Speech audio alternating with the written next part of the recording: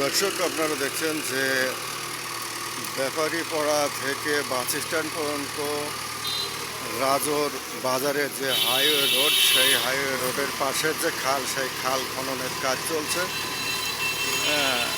এই খালটি সম্পূর্ণ সংস্কার করা হবে এবং খাল খনন করা হবে এবং খালের পশ্চিম পাশ দিয়ে যে রাস্তা করার কথা, সেই রাস্তাটা নির্মাণ করা হবে।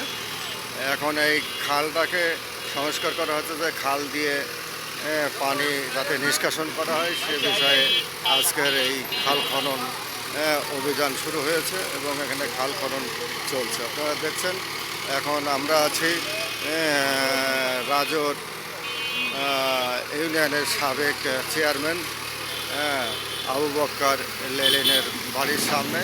এখান থেকে খাল খনন উদ্বোধন শুরু হয়েছে। খাল খনন শুরু হয়েছে এখান থেকে একদম বাস স্ট্যান্ড পর্যন্ত, এইদিকে ব্যাপারীপাড়া হইয়া একদম কুমার নদী পর্যন্ত এইভাবে খাল খনন চলবে।